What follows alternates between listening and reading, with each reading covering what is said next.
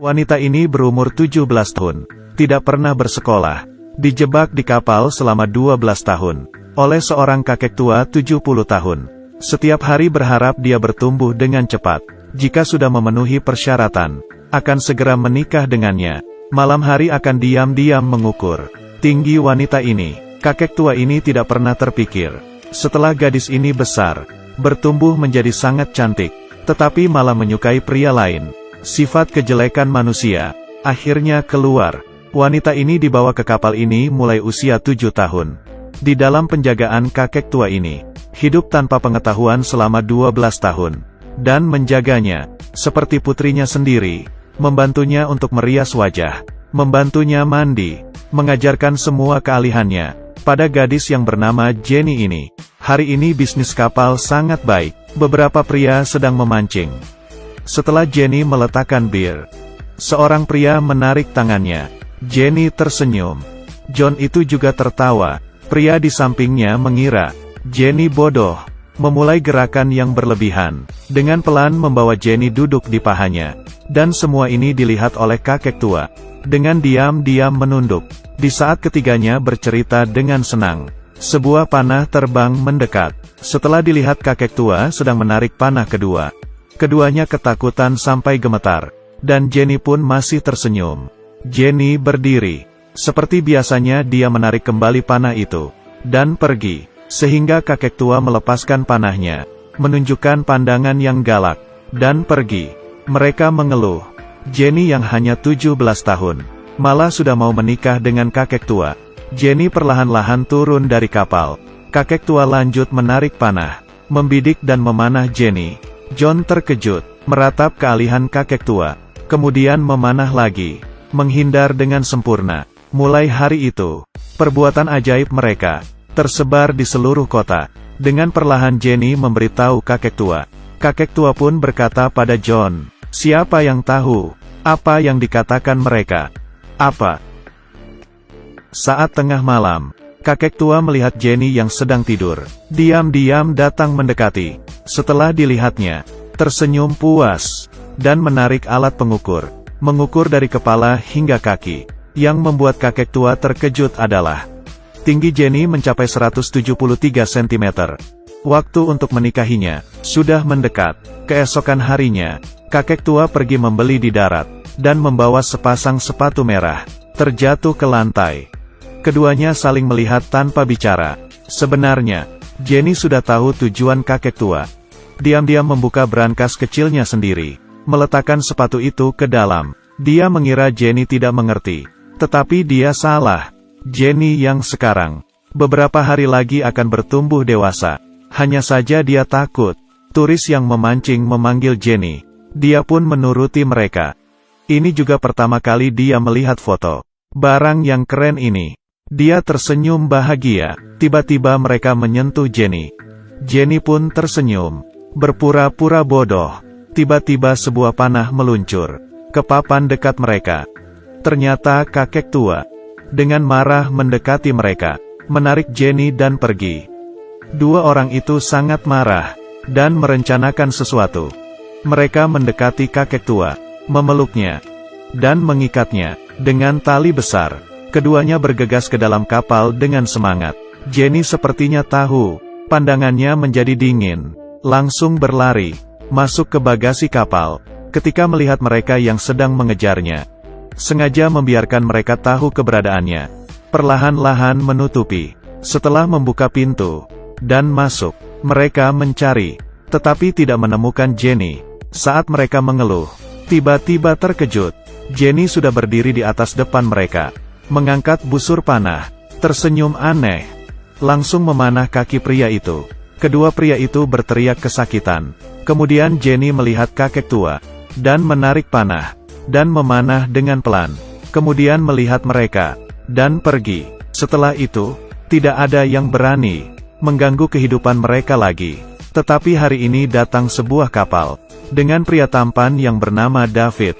Jenny sangat senang ngobrol dengannya. Kakek tua sedikit marah. Dia menarik Jenny.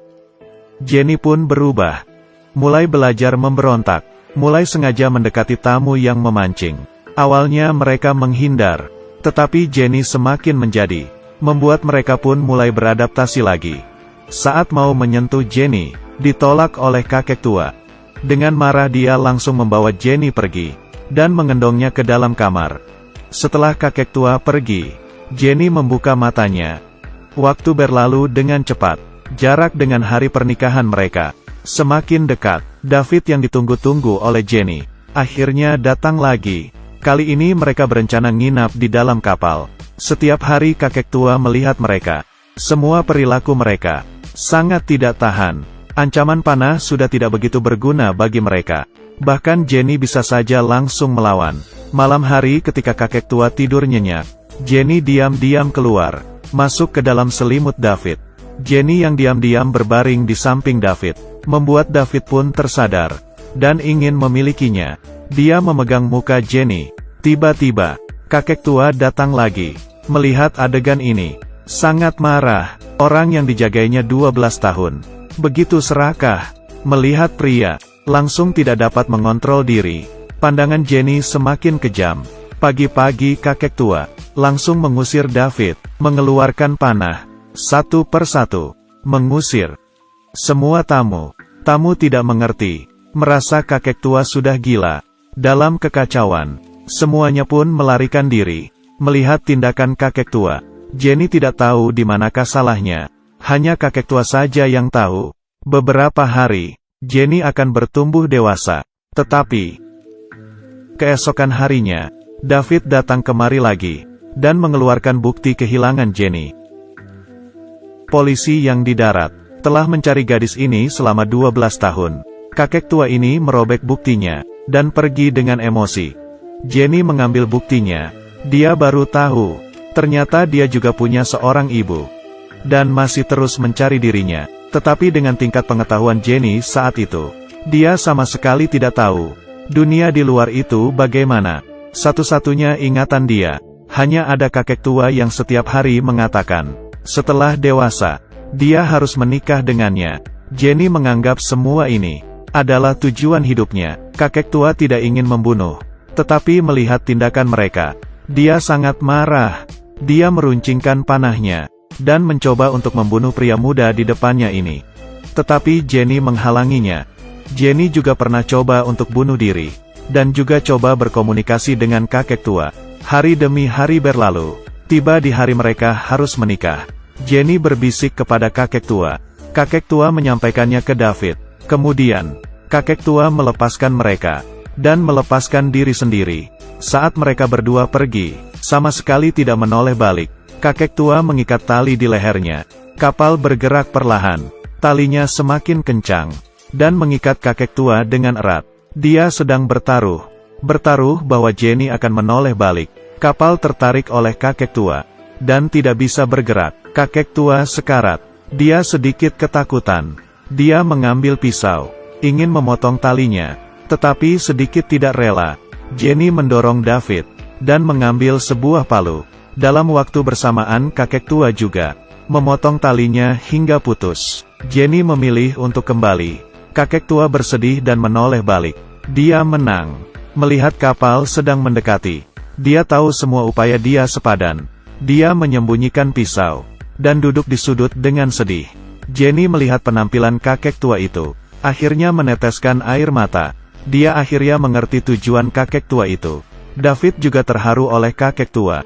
Dia sedih, tetapi harus menjadi saksi nikah mereka. Tujuan kakek tua tercapai. Memberi Jenny sebuah kurma. Semua dilihat oleh David. Kakek tua itu membawa kapalnya dan pergi. Perlahan dia mengangkat wajah Jenny. Saat Jenny sedang tidur, kakek tua menarik panahnya, dan menghadap ke arah Jenny. Dia memanah ke arah langit, dan berekspresi bangga, kemudian melompat ke dalam air. Beberapa menit kemudian, David melihat ke arah kapal mereka. Hanya ada Jenny sendiri. Setelah Jenny bangun, panah yang tadi ada di sampingnya. Jenny mengangkat tangan, mencabut panah, kemudian tersenyum, dan berlayar jauh bersama David. Anehnya kapal tua tersebut tenggelam sendiri ke dasar laut. Ini adalah salah satu film Kim Ki-duk yang ternama, yaitu The Bow. Tidak ada dialog sepanjang filmnya. Jika 10 orang menontonnya, maka akan ada 10 pandangan berbeda. Tetapi tidak ada orang yang bisa jelas memahaminya. Jika senyuman Jenny itu bisa menggugah orang, maka heningnya Kim Ki-duk bisa memberikan ketenangan pikiran, komunikasi dengan jiwa. Secara pribadi saya merasa, penampilan Jenny yang muda, benar-benar sangat bagus. Sepanjang film ini, dia tidak berkata apapun, tetapi ekspresinya yang murni dan polos itu, dan matanya yang jernih dan bening, memberikan saya kesan yang sangat mendalam. Kenyataan dan imajinasi, tidak peduli apapun itu, asalkan bahagia, kita hanya perlu percaya. Mungkin saya imajinasi itu adalah kenyataan yang diciptakan kita sendiri. Dia akan sama seperti bayangan kita, sedikit demi sedikit, menjadi dorongan bawah sadar, kuat dan indah seperti busur panah. Saya berharap bisa begitu sampai tua. Saya adalah Da Chong Ming. Cerita selanjutnya lebih menarik.